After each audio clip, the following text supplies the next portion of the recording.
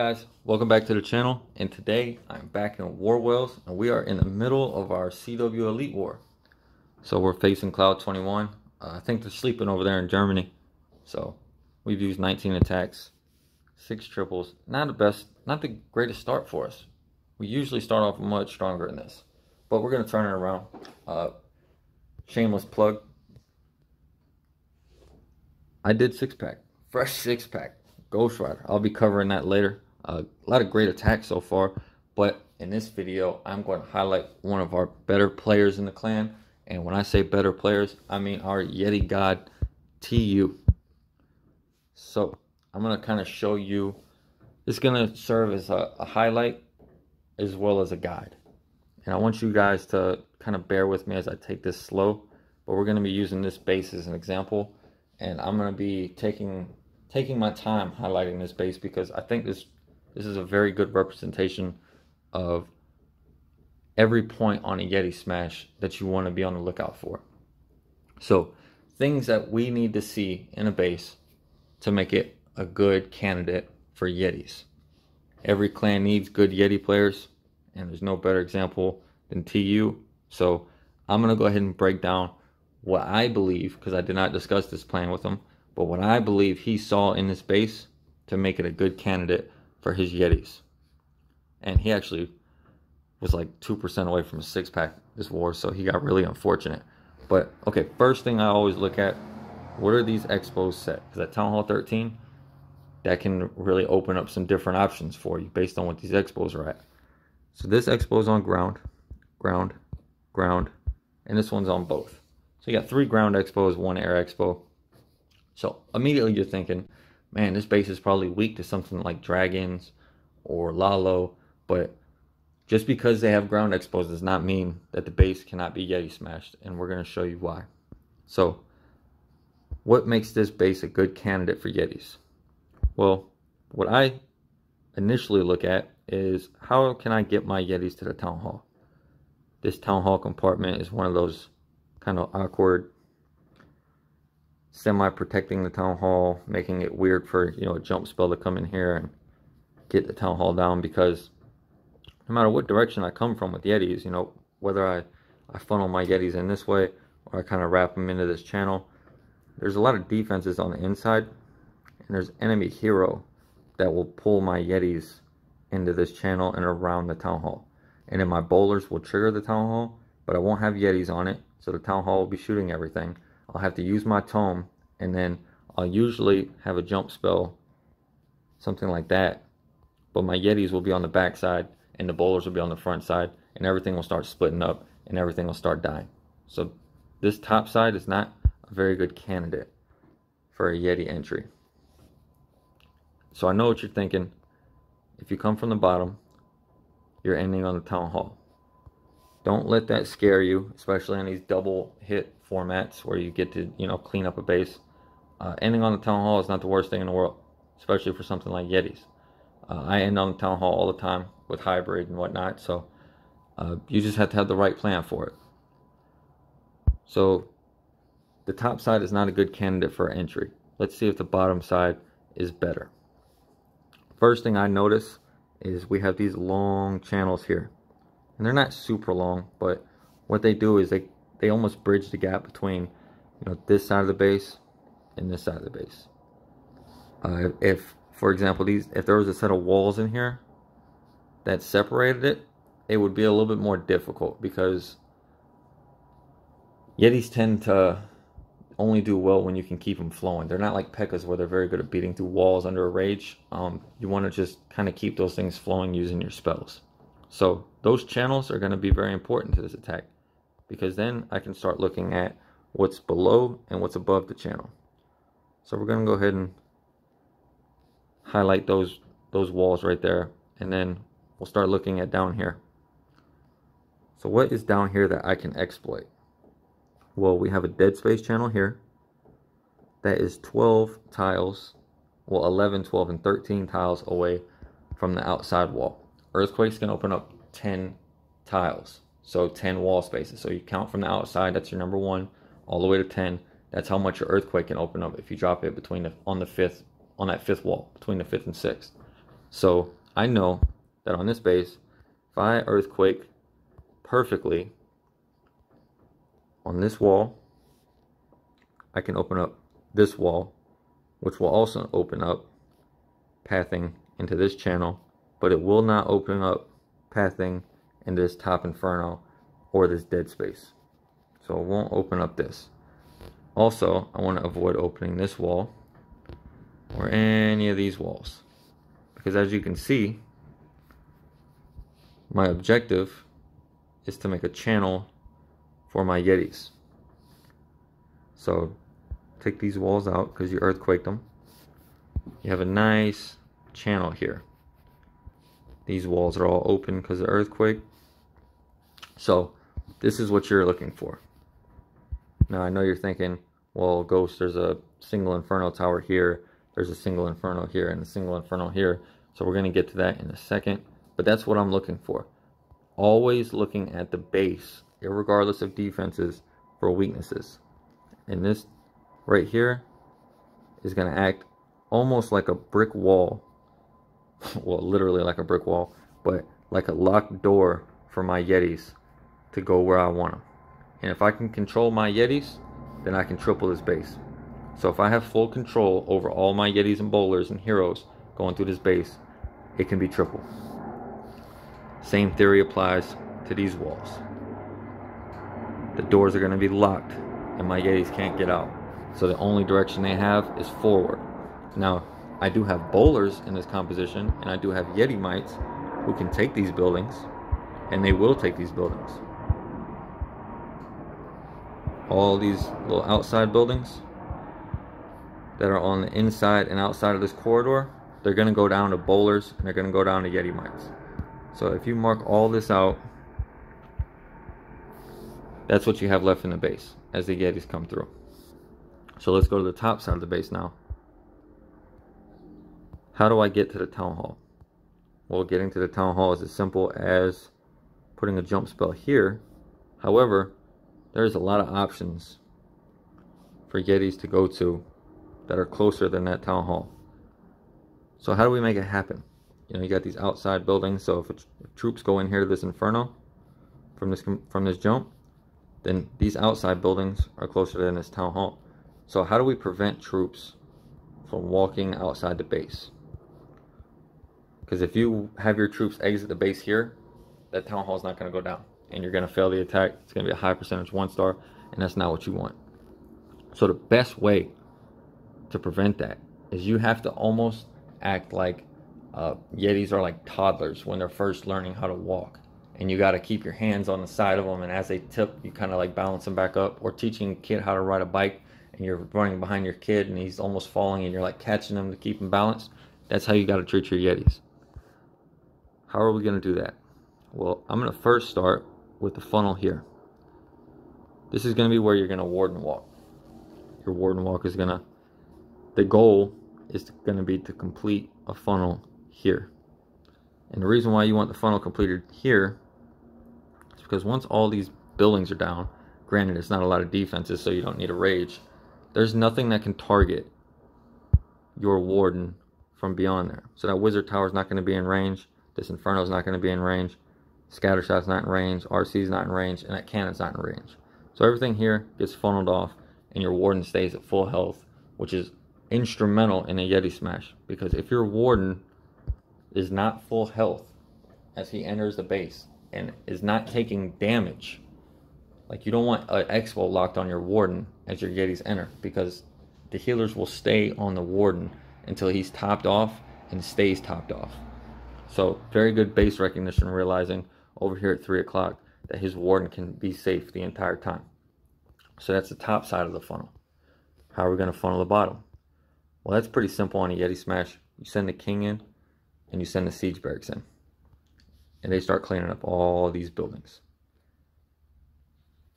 Now, once this army camp and this archer tower go down, you can go ahead and start your Yetis. Because there's nothing closer than inside the base that will draw them out. You know, there's some ways you can do it. You know, Teslas with skelly traps can kind of pull troops, but very rarely does that work, and it's not really worth the investment. But your Your Yetis will go straight into the base, into those earthquakes that we talked about. Simultaneously, your P.E.K.K.A. and your wizards will be cleaning these outside buildings. And that's what I meant by keeping the toddler on the bike. As you're coming through this base and you're exploiting this long channel here that you've opened up with your earthquakes, and you have everything locked in to these walls. There we go. Everything locked into these walls. Your wizards and your P.E.K.K.A. and your king and your hogs that come out of the siege barracks are acting like that parent that's preventing the kid from falling over to the side. And everything moves as a wave through the base. So everything on the outside is being supported by everything on the inside.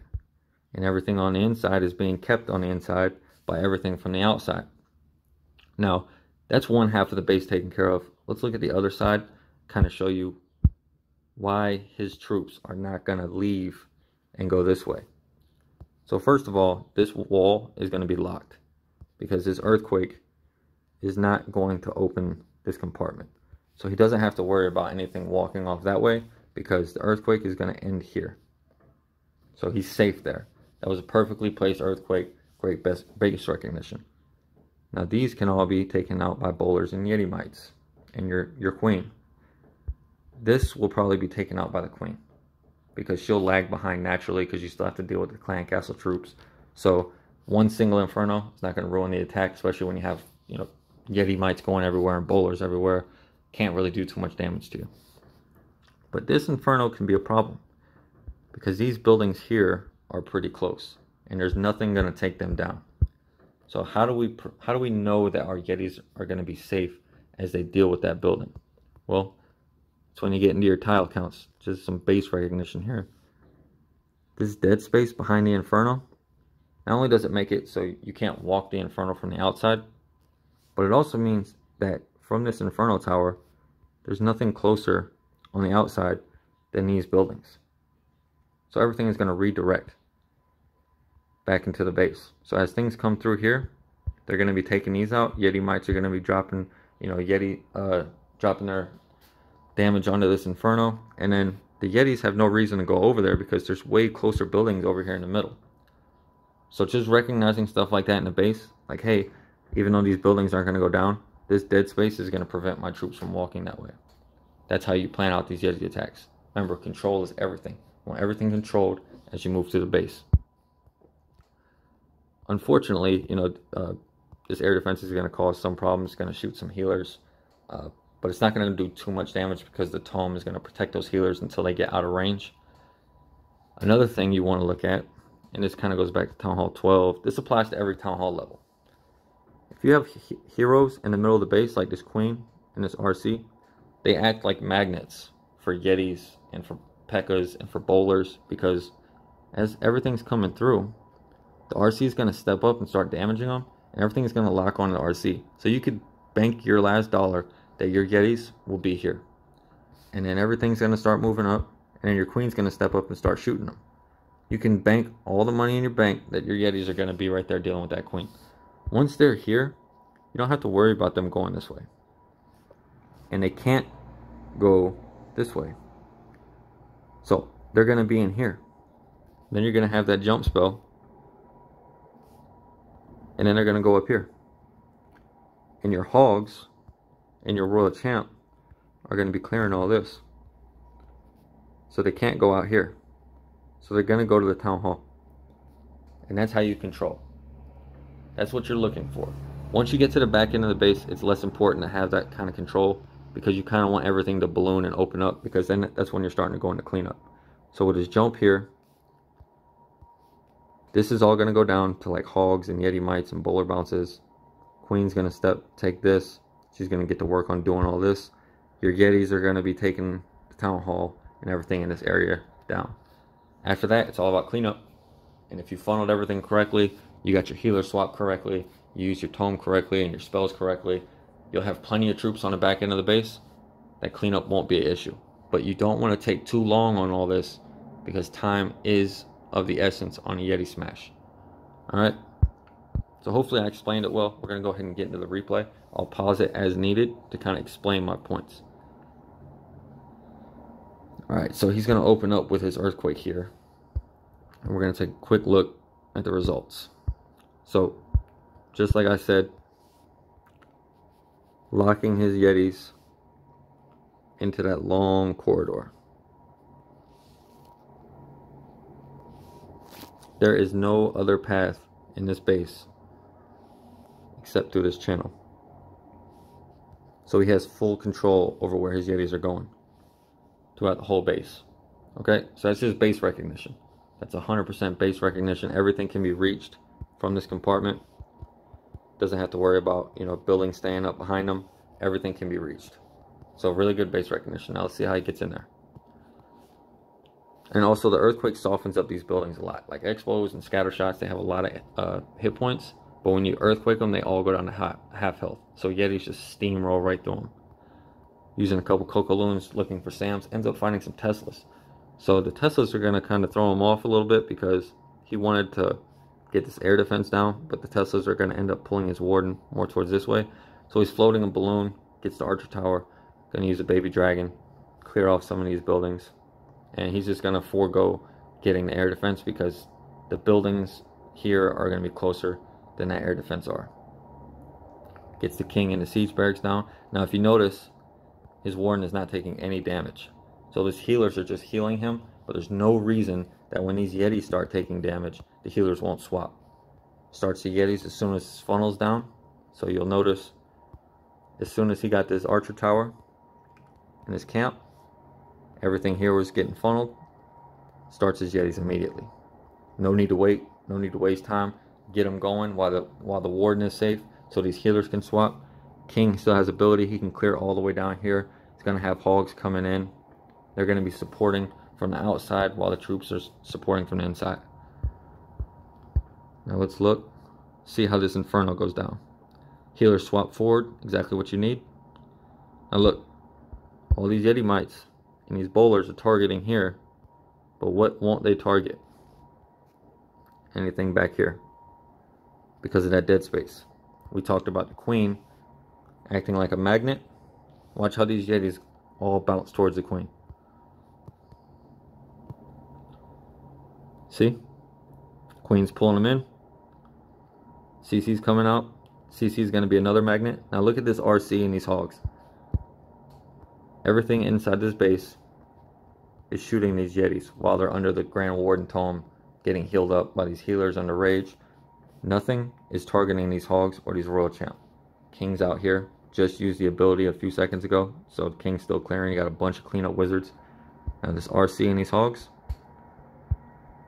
are going to, again, support the troops on the inside by dealing with these buildings that could pull them out.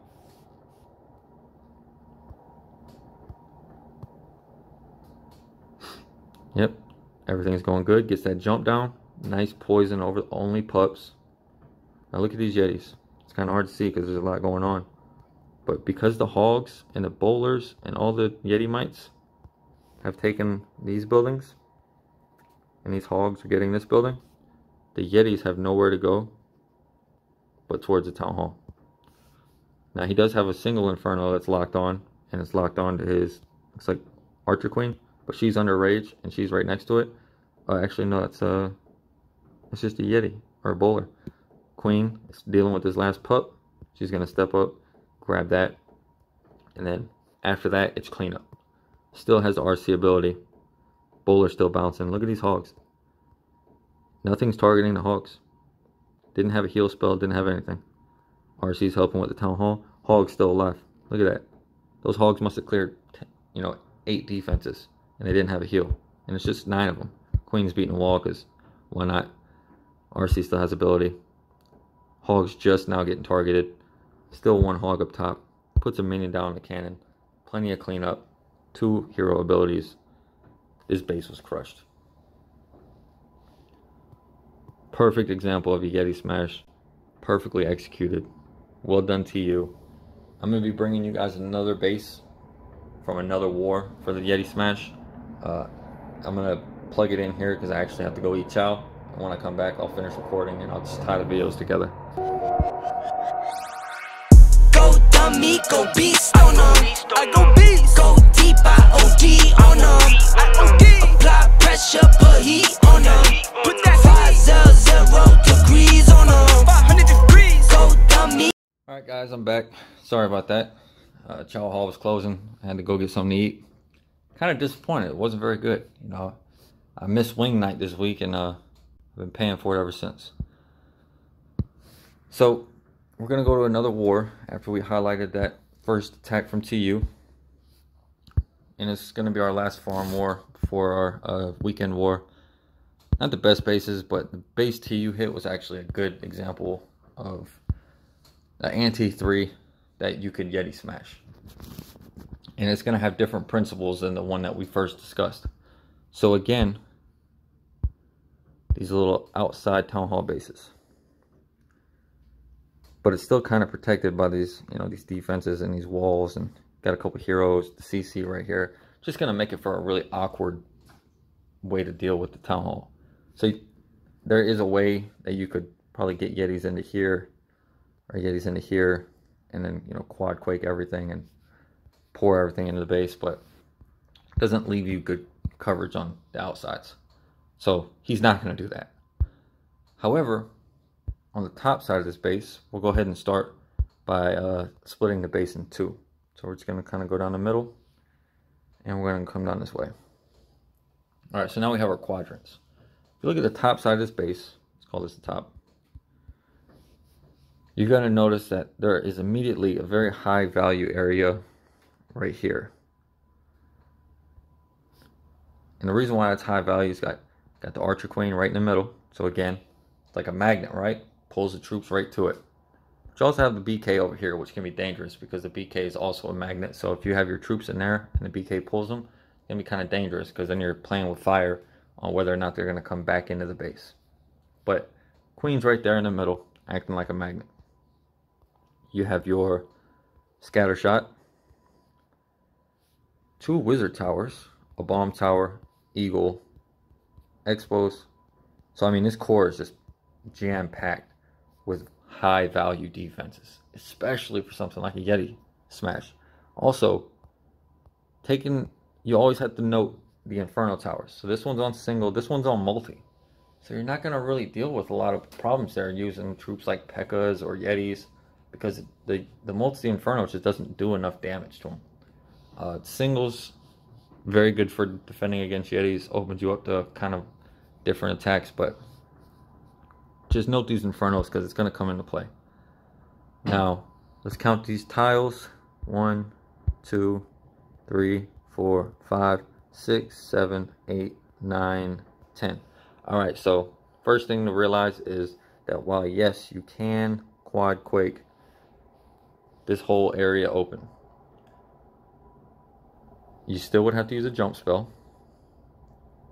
And the reason why he did not use quad quake here, and it's a bad idea to do so, is because when you use that quad quake,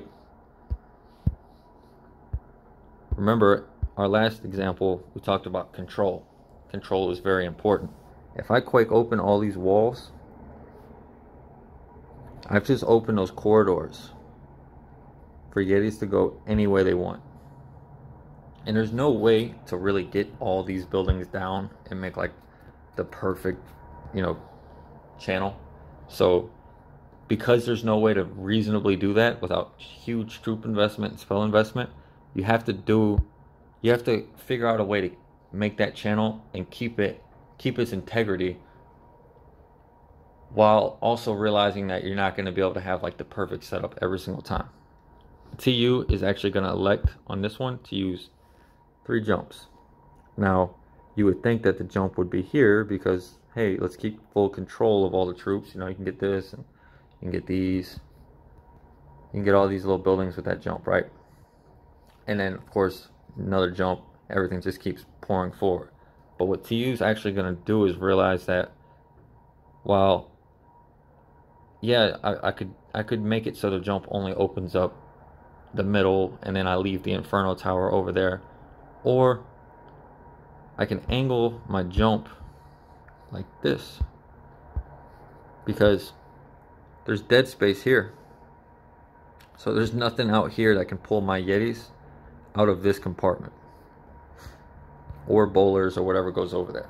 So you can get these 2 buildings down and realize that nothing out here is going to pull your troops away. So TU's going to drop the jump. He's going to drop it to where it connects just that compartment. And he's still going to get the same value as if he kept it in the middle, because all these buildings are still reachable. But it opens up targeting to that Inferno and that bomb tower. Now the second jump is going to bring everything back together. So because he opened up this compartment here, he has to also make a way out of that compartment there. And the way he does that is by using his second jump on that same little corner junction. So essentially, his new channel, if we're going to take the same theme from last base, is now here and here. Sorry about the noise in the background. There's a air assault operation going on right now.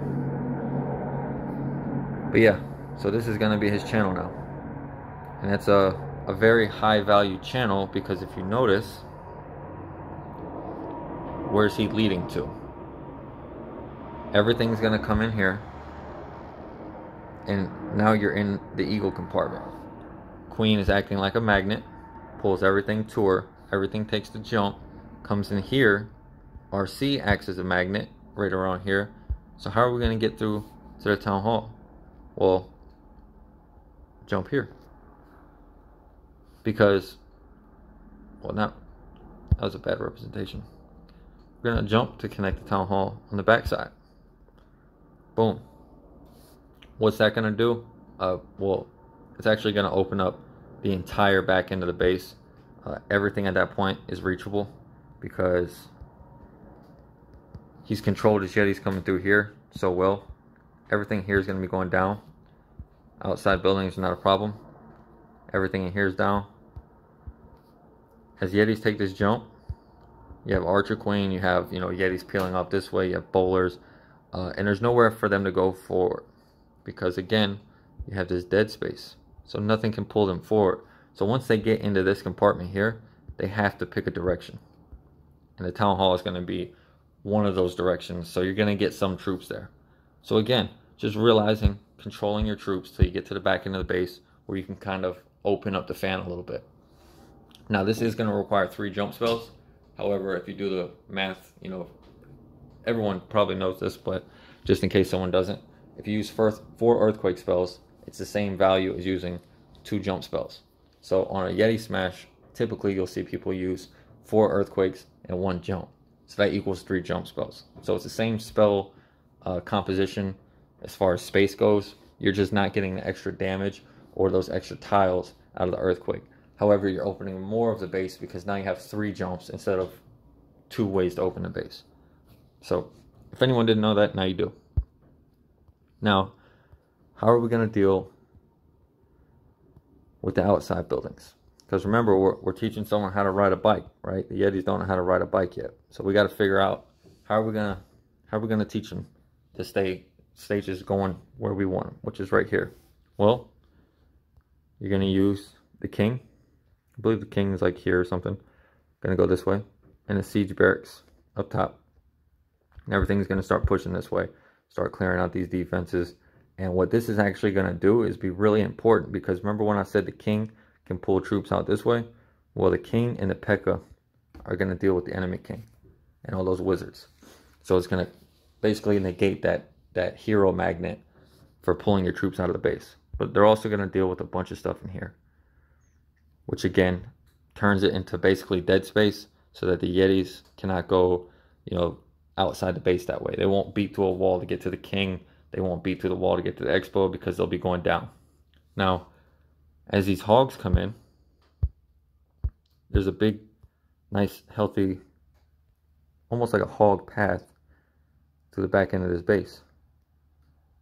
But by the time the hogs are actually, rocking and rolling through the base, all these defenses are going to be shooting on the inside. Just like this. Because your troops are all on the inside tanking. So as they're tanking, your hogs and your royal champ are just going to squeeze on by.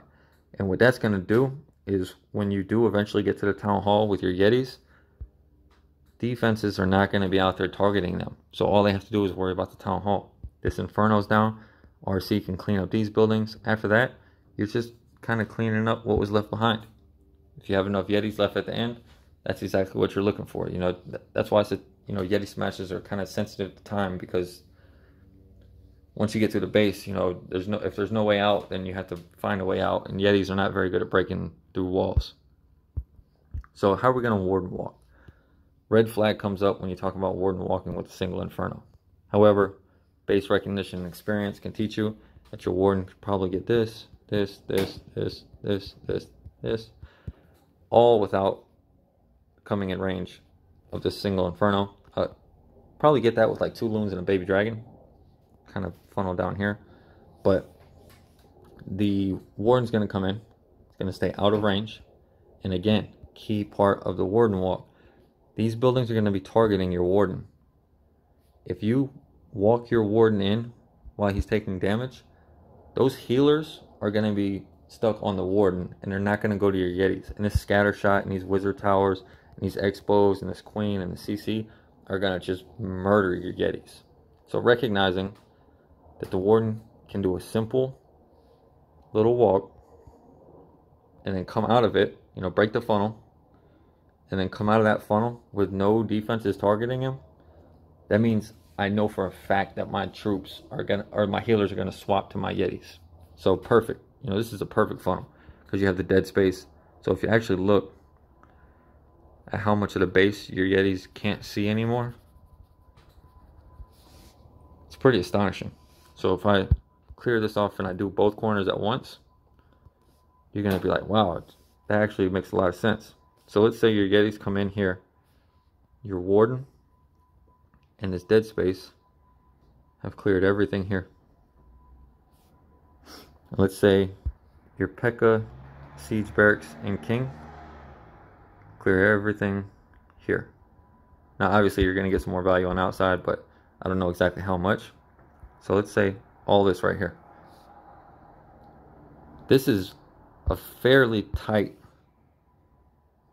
path, especially considering everything is reachable from the inside of this compartment. And that's the goal. This compartment, everything can be raged, and inside this compartment, everything can reach. So bowler's gonna have a field day, Yetis are gonna have a field day, and that's your path. That's your funnel, that's your path. I'm gonna be doing another separate video on different ways to funnel, but for this one, I'm just trying to show you the overall plan. And then if I'm using colors to show the funnels, so funnel here, use red for the warden walk. So everything's good. Now let's use yellow for the hogs, because the hogs and the RC are going to get a lot of value here. And we'll mark in the dead spaces with blue.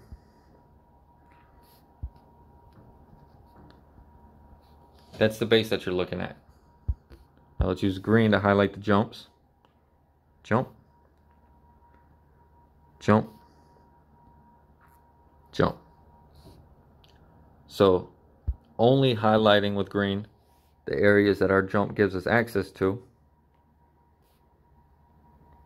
it'll start to make more sense.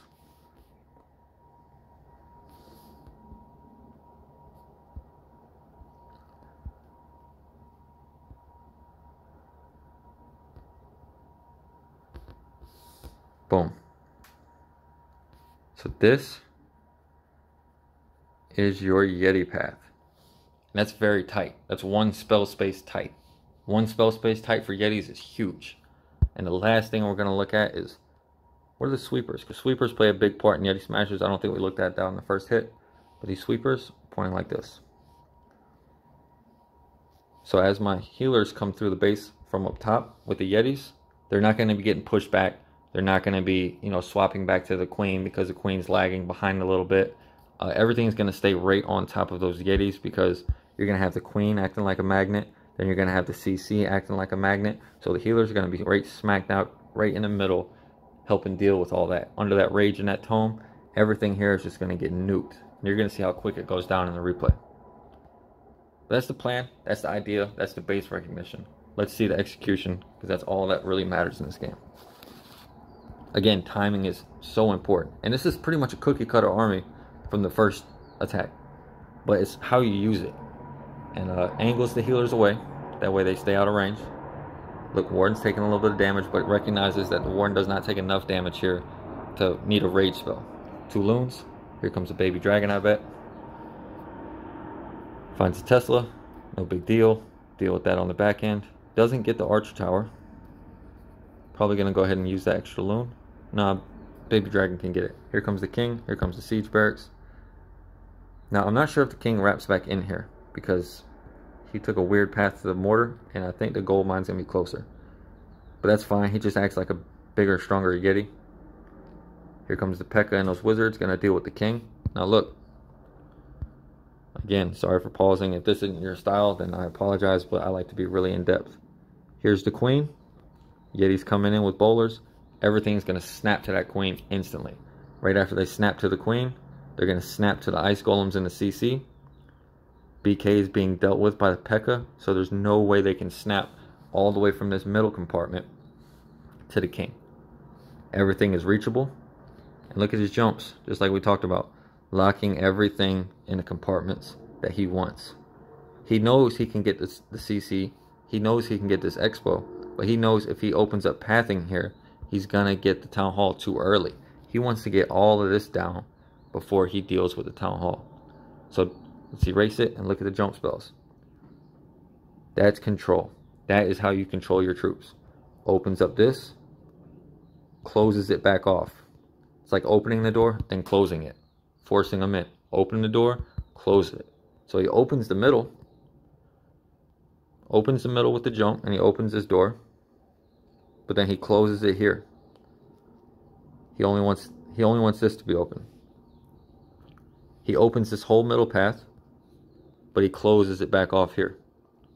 That's perfect jump spell. I mean, that takes base recognition and practice, and really staring at a base. And TU's gotten so good at this that he could do this in like 5 minutes. So again, bringing you the best attacks in the world from the best attackers in the world. Poison spell, not really needed because it's triple ice golem.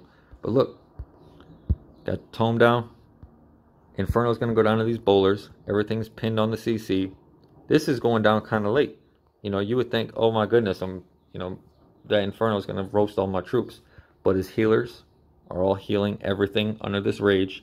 And like I said in the beginning, base recognition, that multi-Inferno is not going to do a lot of damage to Yetis. Not doing any damage right now because they're under the tome. Now look at these hogs. Here comes the hogs in RC. Okay, yeah, we didn't get the Inferno with the Yetis. Yetis are moving forward just like we wanted. Everything in the base, like we talked about, is shooting the troops inside the base. The only defenses that are on these hogs in this RC is 1 Expo and 1 Archer Tower. And that's not a lot.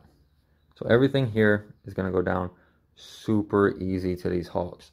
Now, if you think about it, it's just, 9 hogs going into 2 Expos, an Archer Tower, and a cannon.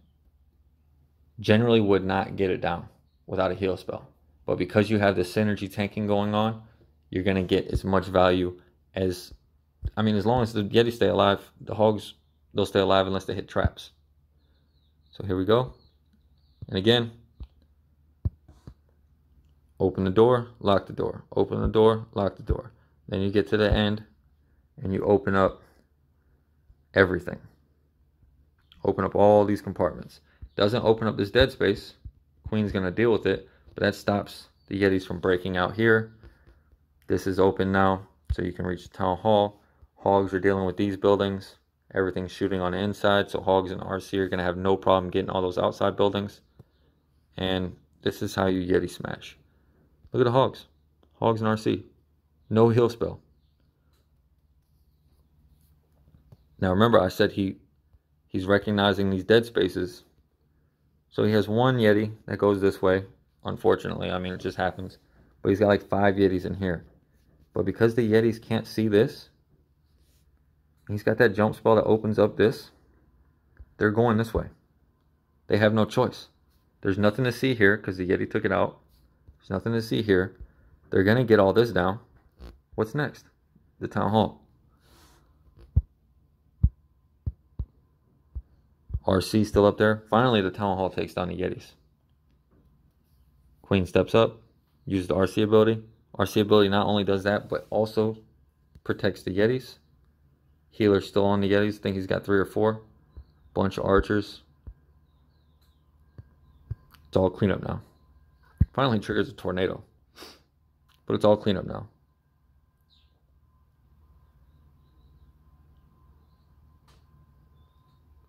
Nothing in this base to stop. And it goes quick. I mean, I don't know how much time there was on this base, but it's got, you know, 5 Yetis going that way, Queen going this way, bunch of wizards cleaning up. Nothing on the outside of this base. But this is an example of why you have to be quick. You have to kind of start quickly, especially with a lot of trash. I mean, this base was loaded with trash. So this outside ring, just got to make sure that you're paying really close attention to how long you're walking, you're warding, and how long it takes to set up your funnel. But I mean, as far as Yeti smashes go, you get through the base and you get through the Town Hall and all that, and you have this many Yetis left. That means he protected his healers very well, protected his Queen very well, funneled correctly, and his bowler. That's like the guy that when you get in a fight, he's in the background just cheering for you. Like, yeah, get that guy. But he's not really doing nothing. That's that bowler. But very good attack to you. Thank you for bringing us some great examples of Yeti smashes. I'm going to try to convince some of the guys to get on here with me and start talking through their plans, and then try to see them attack live while we're on Discord. So you might hear some cussing because it's kind of the name of the game. Trying to make it as family friendly as possible, but try to get them on here, talk through their plans, what they're seeing, what their ideas are, and I'll record them doing it live. And then tomorrow I'll be posting this video as well as a video of my 6-pack from the CWL War. But thank you guys for stopping by. Make sure you like, comment, subscribe. Tell my wife what a great job she's doing, because again, without her, this is impossible. I'll catch you guys next time with my 6-pack from the CWL War. Take it easy.